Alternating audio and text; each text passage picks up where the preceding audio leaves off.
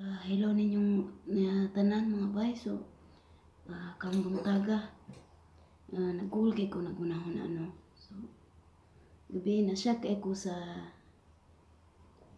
gitag sa akua, bahin sa itong isuon nga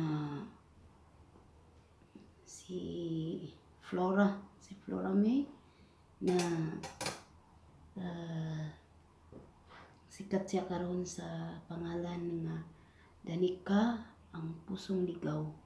Bye. Super na-shock ko gabi sa nahitabo sa mga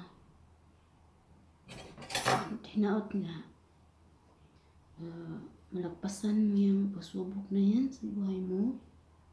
And sana lang ang hiling ko lang sa ating embahada dito na kung sakaling meron pong manghihinging tulong sa inyo at sakali pong may tatawag po sa inyo na magpa-rescue, sana huwag niyo naman pong baliwalain.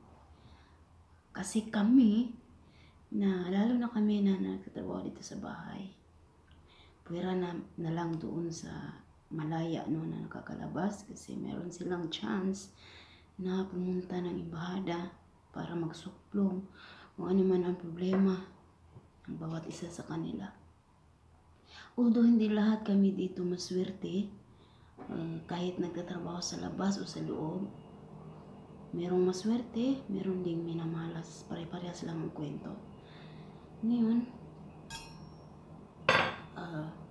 hindi po kami manghihingi ng rescue o kaya ng tulong sa inyo hanggat maaari. We always try to be strong, no? Kahit mabait yung mga amo namin, meron pa rin time na lalabas pa rin yung kanilang mga kamandag. Ang tanging pinangahawakan lang namin dito, yung tanging nagpapalakas na lang ang loob namin, yung mga ngiti ng mga mahal namin sa buhay. Pagkakausap namin sa video call So, hanggat maaari, tinitiis namin, kinakaya namin hanggang matapos, hanggang makarating sa finishing line. So, sa balita kasi ngayon, na nag-iinit na balita na papauwiin yung gusto umuwi. Kaya siguro, sa opinion ko lang, maraming nagkakalakas ng loob na humingi ng tulong sa ating embahada.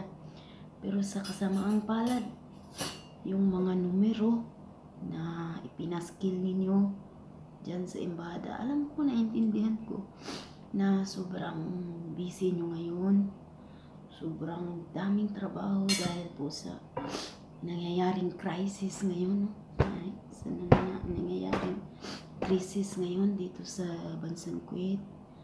So, kami, hanggat maaari, kinakaya po namin yung mga nandito sa bahay. Madalas kasi dito, kapag balik ka na, mukha ka ng tae sa kanila, no? So, ang ginagawa namin, sa unang 2 taon, 3 taon, 4 na taon ba yun, kung hindi ka nakakauwi, napakabait nila. Although may mga times na lalabas talaga yung kanilang mga kamandag, no? So, okay lang yun. Kaya naman nating i-manage kasi nga binansaga naman tayong matitibay at malalakas ang loob tayong mga Pilipino. So, kinakaya natin lahat yon. And kapag balik ka na, madalas ang nangyayari hindi na mabuti, pero yun, para sa akin lang, nakikita niyo na laging masaya yung mga post namin, laging ganda ng ngiti, diba? So, lagi kami napapatawa, pero hindi nyo alam yung mga kwento namin bawat minuto dito. Kung talagang may kamera lang, no, na sunod ng sunod sa amin, makikita niyo siguro kung gaano kahirap. Pero syempre, kailangan lakasan lang ng loob. At lagi sinasabi sa sarili na kaya pa para sa pamilya. Di ba? Laging ganun. Yun talaga ang pinaka nagbibigay sa atin ng lakas ng loob. Kahit na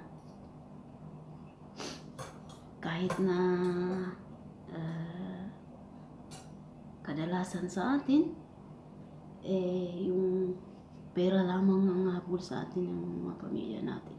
So, tanggap na natin yun na yung realidad ngayon eh. So, although kahit ganun yung mga pangyayari, mahal pa rin natin sila, no? At kahit anong mangyari, gagawin natin ang lahat at kakayanin. Kasi ganun tayo ng mga OFW. Lalo na dito sa Kuwait, dito sa Middle East, na grabe talaga yung mga pangyayari.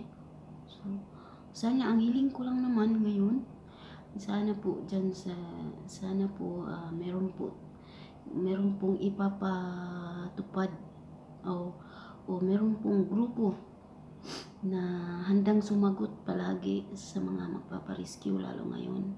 Dumadami na po yung mga naabuso ng masakit sa dibdib.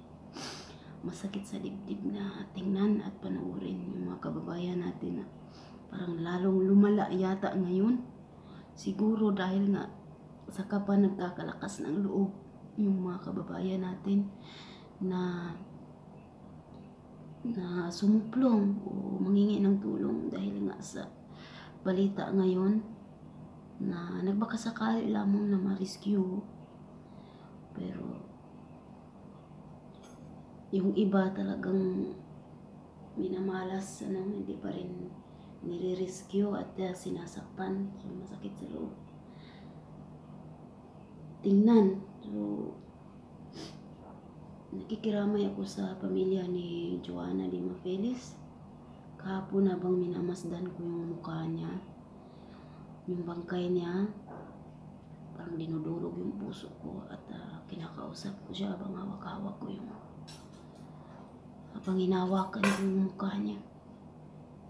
Sana siya yung daan na magiging maayos lahat ang mga tao dito, no? Siya yung magiging instrumento na ibibigay sa atin na nandito sa Kuwait, na magiging maayos na ang lahat at magising na yung mga demonyo dito, ano. So, yun lang siguro na nagkakalakas lang talaga ng loob sa ngayon.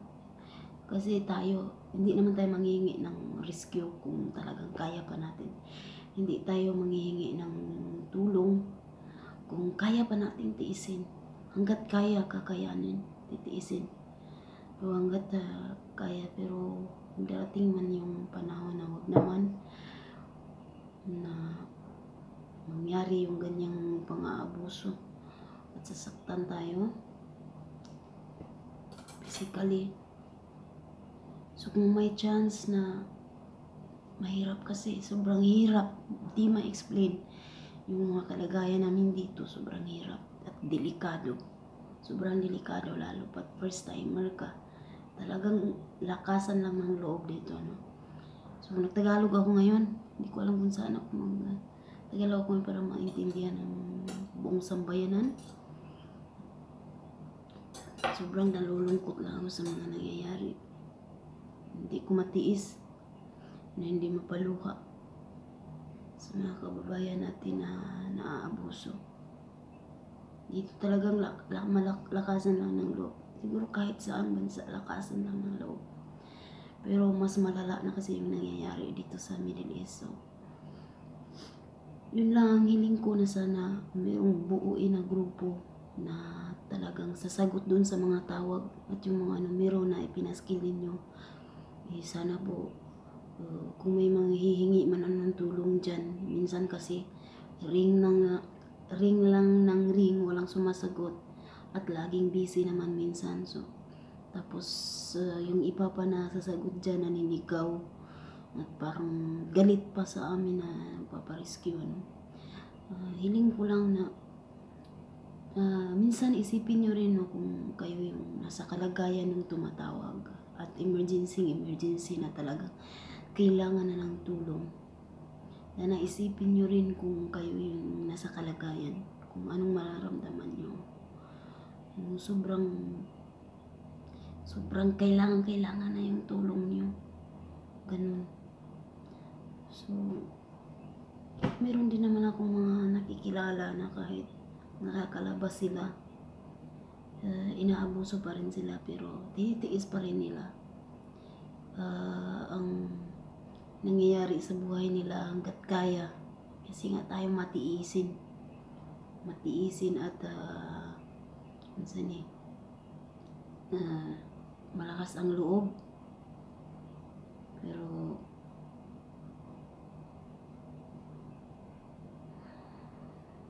ganun talaga ang buhay, ano. So sana lang, hiling ko lang sana dyan sa embahada, kung sakali mang, huwag nyo naman pong digmahin at bigyan nyo kaagad ng